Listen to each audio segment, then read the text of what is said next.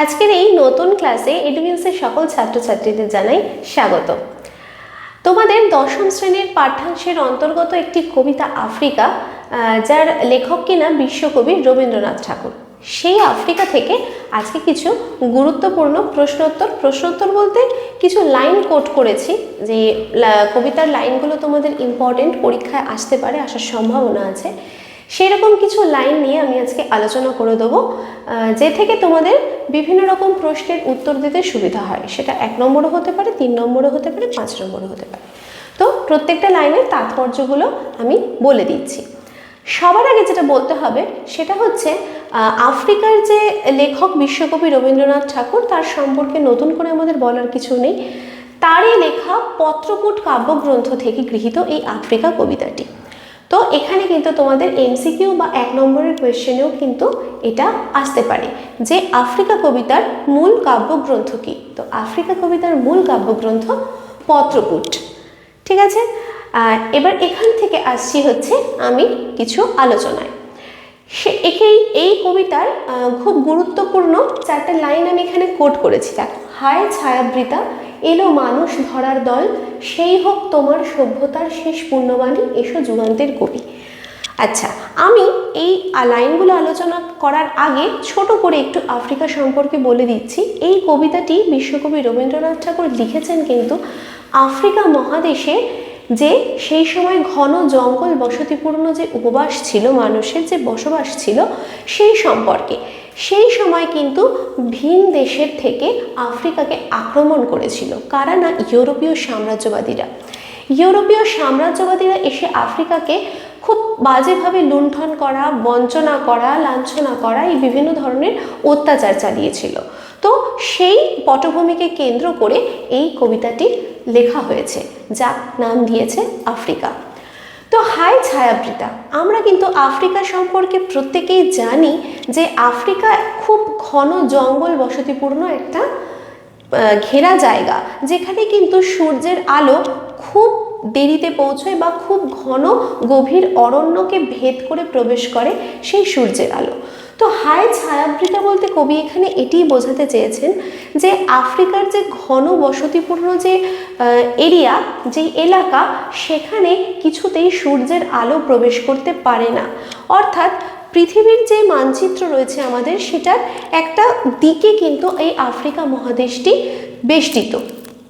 সেখানে যখন মানুষ ধরার দল আসছিল, অর্থাৎ ইউরোপীয় সাম্রাজ্যবাদীদের দল আসছিল, বিভিন্ন রকমভাবে নিপীড়ন করছিল মানুষদেরকে, আফ্রিকার মানুষদেরকে অত্যাচার করছিল, তাদেরকে বিভিন্ন রকমভাবে সেখান থেকে ধরে নিয়ে যাচ্ছিল, তখন কিন্তু ওই যে ঘন বসতিপূর্ণ যে পরিবেশ ছিল আফ্রিকায়, সেটা কিন্তু খুব প্রবল পরিমাণে দেখা দিয়েছিল, কারণ সেখানে সূর্যের আলো কোনোভাবেই পৌঁছতো না।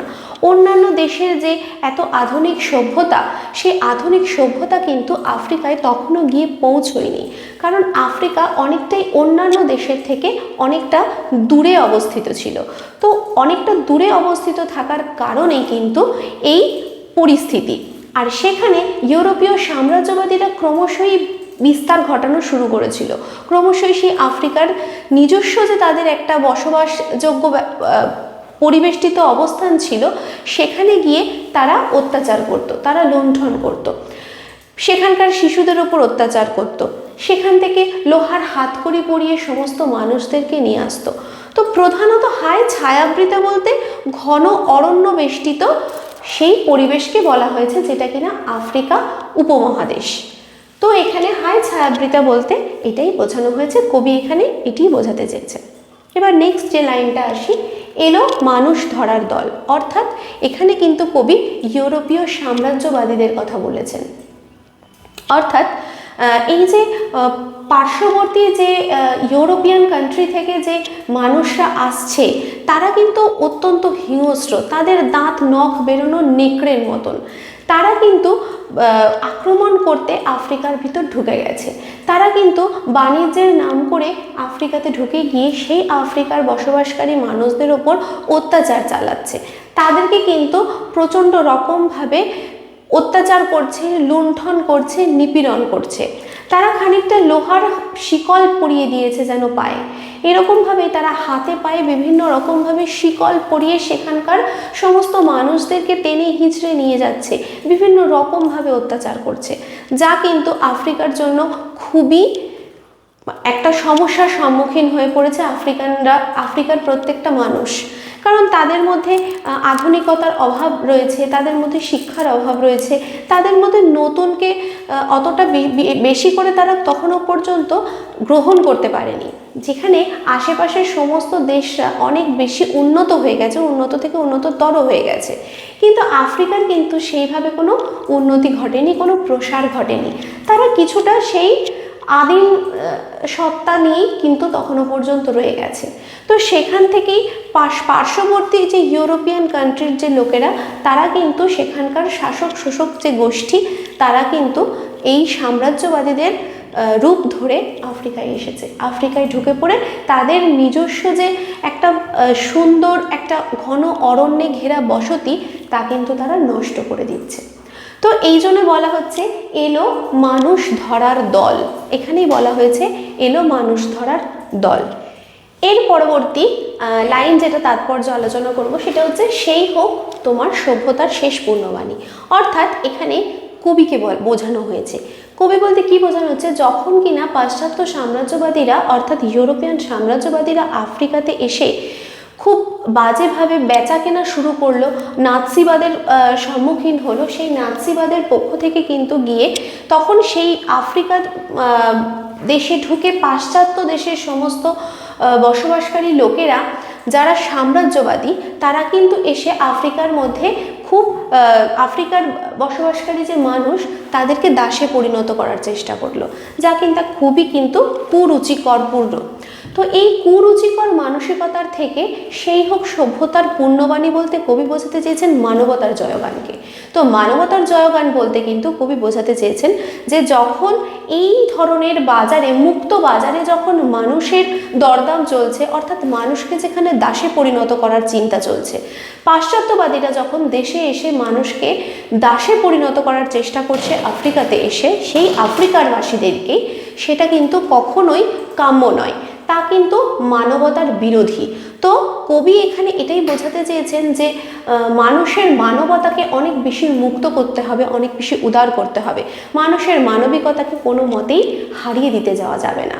তো সেই জায়গায় দাঁড়িয়ে পাশ্চাত্য দেশের যত কবি সাহিত্যিকরা আছেন, তারা কিন্তু সেই সভ্যতার পূর্ণবাণীকে আহ্বান জানাচ্ছেন, যাতে সেই সভ্যতার পূর্ণবাণী এসে যারা এই ধরনের অমানবিক কাজকর্ম করছে, যারা আফ্রিকার বসবাসকারী মানুষদেরকে দাসে পরিণত করার চেষ্টা করছে, লোহার শেকলে হাত পা বেঁধে রেখে বিভিন্ন অত্যাচারিত করার চেষ্টা করছে, তাদের যেন সভ্যতার পূর্ণবাণী দিয়ে তাদের মানবিকতাকে জাগিয়ে তোলা যায়।